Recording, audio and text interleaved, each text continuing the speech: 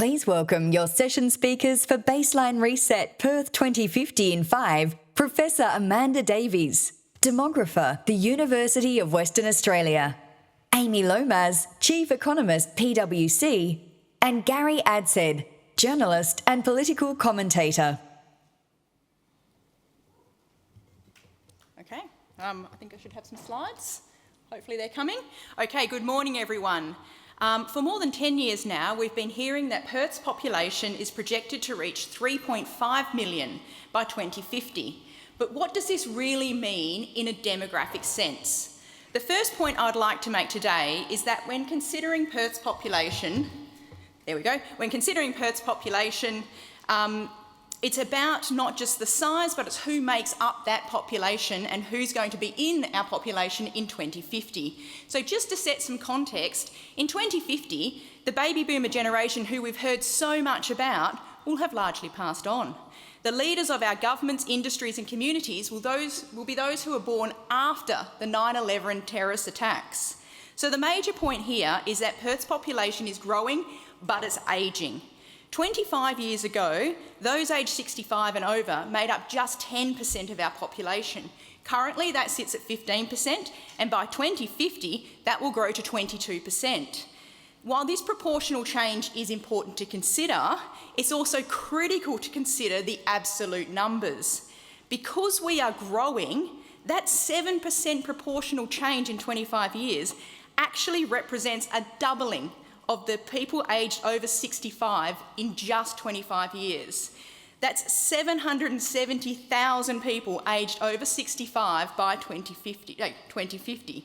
This shifting profile will place significant burden on our healthcare, aged care and social services. Meanwhile, the proportion of children aged 0 to 15 is declining from 21% in 2000 to a projected 15 to 18% in 2050. But as with the ageing population, because there's an overall growth of our population, we will still have a growth in that youth population. So more demand for schools, childcare and parks, all to be accommodated within the Greater Perth region. One very important thing to consider here is that currently there is uncertainty about the fertility rate and how fast and steep this will continue to decline. This uncertainty by 2050 is equivalent to 100,000 children. So for planning for Perth, this is significant. Do we create 100,000 more places in childcare and primary schools or not? The next point I'd like to make is about the changing family structures. We are seeing a transformation in family structures across Australia. Our families are getting smaller. One way to consider what this might look like is to examine our extended family networks. Baby boomers typically had 24 to 42 cousins, Gen Z, just 4 to 8, and Gen Beta, those born from 25 onwards, may have 0, possibly 3 or 4 cousins. Smaller extended families means fewer informal caregivers, weaker intergenerational support, and a shift in how communities connect and care for one another. Culturally, Perth is also evolving. Asian migration is reshaping our city. India is projected to be the top source of international migrants, followed by China. This growing diversity will influence everything from our workforce to our community and our lifestyle. The final points I would like to make is about growth scenarios. I'd like to throw something into the mix for this afternoon's consideration. Considering growth scenarios, I believe we are currently on track to reach 3.5 million a number of years before 2050. Depending on what happens in the next few years with international and interstate migration, we could reach 3.5 million as early as 2036. That's a bit out there, to be honest. More probably about 2040, 2042. Currently, our growth rate is about 3%, and all data indicates this will continue for at least the next few years. However, to hit that 3.5 million by 2050, we needed to slow our growth to 1.2 to 1.5% this year and lock that in. And we haven't done that, and we're not likely to do that. So if we consider our current growth as being extraordinary and post-COVID, and then plan to return to our long-term 10-year growth of 2.8%, we are looking at hitting that 3.5 million by 2039. And this is a very plausible scenario considering the pipeline projects that we have locked in and the push factors driving migration. So here is the key takeaway of that shift. Faster growth, which is what I'm suggesting we are seeing, slows structural ageing.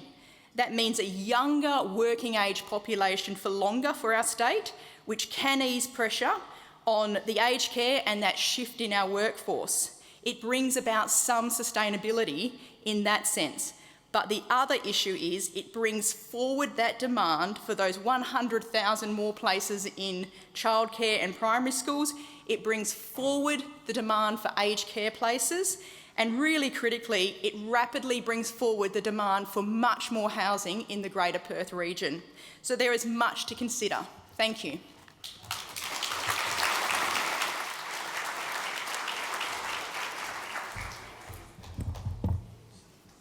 Hello. Today I present one point of view, an economic point of view, into the future of Perth. It's a vision that may evoke varied responses, from apprehension to optimism. But with only 5 short minutes to speak with you today, this view cannot cover every aspect, such as climate change, livability, dwindling water supplies. So please be assured these broader considerations are relevant, they're important, but I'll leave those for others to cover today. By 2050, Western Australia's economy, even at a modest level of annual average growth, could be 60% bigger than it is today, at approximately 750 billion. Perth's population could have grown from 2.3 million to 3.4, 3.5, maybe more, marking a 40% increase in just one generation. WA's population growth will have been the highest in the nation alongside South Australia, yet it will remain the 4th largest state, trailing behind New South Wales, Victoria and Queensland. Net overseas migration will continue to dominate, transforming Perth into Australia's most multicultural city. Notably, the city will have a high proportion of working age individuals or residents, more than New South Wales, Queensland and Victoria, which is an enviable attribute in the developed world where dependency ratios are rising. The median age will have climbed from about 36 to 40 years, with almost 1 in 5 individuals aged over 65. Gen Z and Gen Alpha will dominate the workforce, influencing consumer choices and technological adoption, including, perhaps surprisingly, a revival of bricks and mortar retail as these generations fulfil a deep-seated need for human interaction following critical years of their youth isolated through COVID. AI, social media and web-based consumption transacted in digital currencies will sit alongside physical retail trade and cash. These generations are as much about analogue as they are about digital.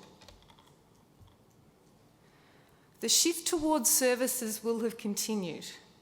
Over the past 5 years alone, the share of total spending on services has lifted 5 percentage points to 46%, and there is no sign of this abating. It will be driven in part by demand for human services as the population continues to age, but also because millennials and Gen Z prioritise experiences like travel, dining and events over material possessions. The experience economy will be more engaging, shareable and immersive, such as experiential retail or virtual try-ons, and will reflect consumer values around health, wellness and the natural world.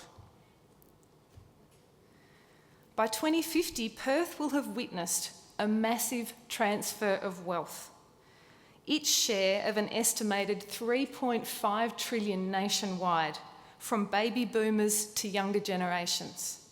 This transition will reshape housing and investment dynamics.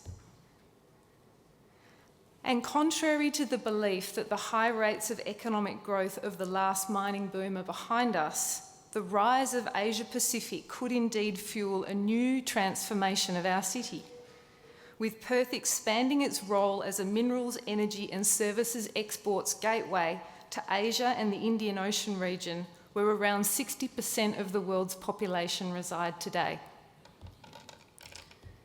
According to Oxford Economics, megacities will increase from 33 to 47 by 2050, concentrated in Asia Pacific and Africa.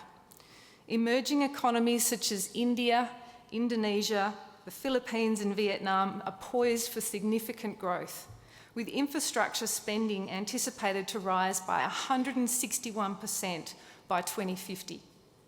These nations, fueled by youthful working populations and rapid urbanisation, are focused on addressing infrastructure and industrial capacity deficits at unprecedented rates, requiring consistent supplies of materials and capital.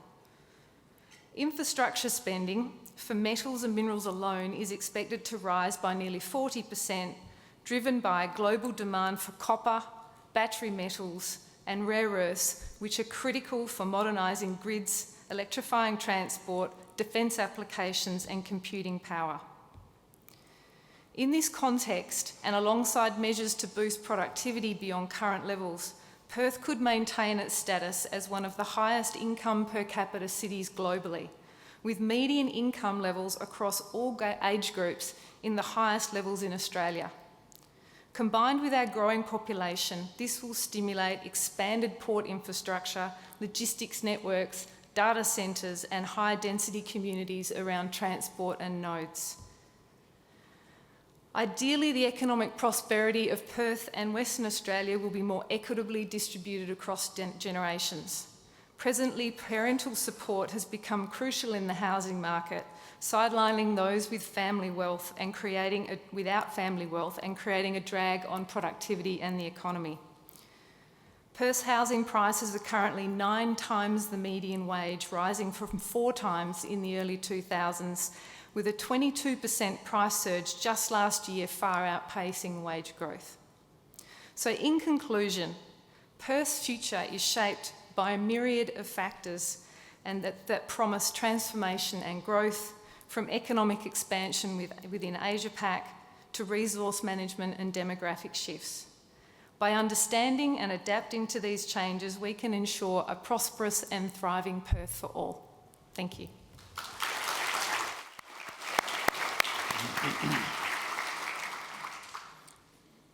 Okay, my name's Gary Adshead. If I'm still up here in 25 years' time, I've been doing this for 41 years, I want you all collectively boo and tell me to go and play bowls, all right? This is going to be controversial. Now I've realised because Kate Cheney's sitting over there and she's going to disagree with everything I'm about to tell you. If she had a bread roll, she'd be throwing it at me in about 5 minutes. But if you ask me what politics will look like in Western Australia in 2050, I'm here to tell you, not much different.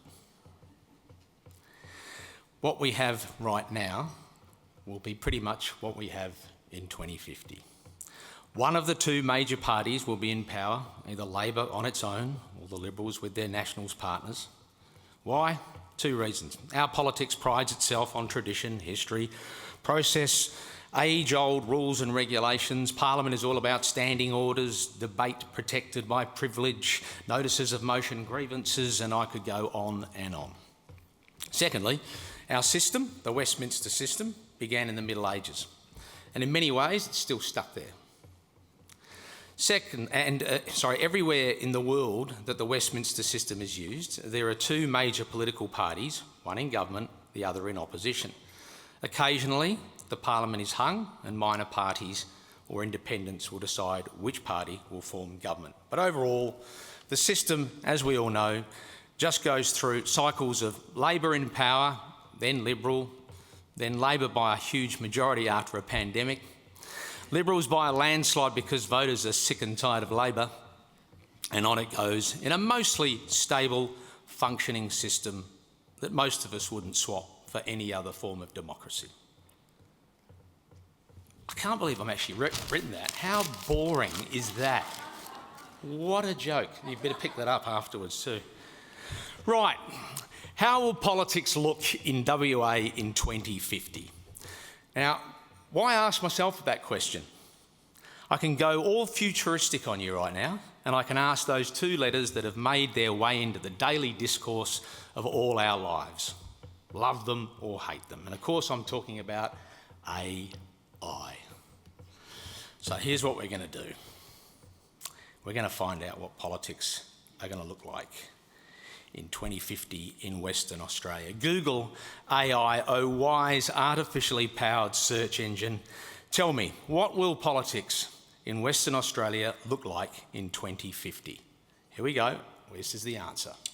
In particular, I want to acknowledge all of you today, and I want to begin with a question. Is there anybody here who wants a racetrack through Burswood Park? That's not quite right, but there's a point. I did notice Ludo, and no speaker, and I don't think anyone so far has used the words NIMBYism to describe the greatest roadblock that exists in this state. No one has used that word, so I won't. Now let's try it again, and I'll read the real answer to the question, what will politics look like in Western Australia in 2050? I'll read it in an artificial voice. Why would you want to hear mine? Here we go.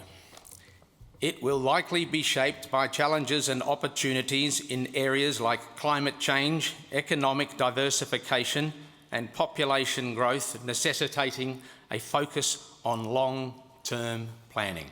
That was the answer. Wow. What a revelation. Artificial intelligence says in 25 years we'll still be grappling with the same key issues facing us now. And maybe that's the point. I, a mere mortal, started off this morning by saying that apart from the names of the politicians and the numbers their parties have in the parliament, the system won't change. Political parties, by and large, do what's needed to get re-elected. And in the most isolated and resources-dependent city and state in the world, well, that just means hoping and praying that the iron ore price doesn't drop below $65 US a tonne. So do I know which party will be in power in 2050? Nope. Do the parties have to adapt to an emerging generation of voters concerned about the environment and housing costs and unaffordability? Kate knows the answer to that, yes. Labor has straddled the centre of politics so much better than the Liberals, particularly federally, but both in WA and federally. At least in this country, the centre is where politicians and their parties win government. So you can call me boring, but in 2050, I for one hope nothing has changed about that. Thank you very much.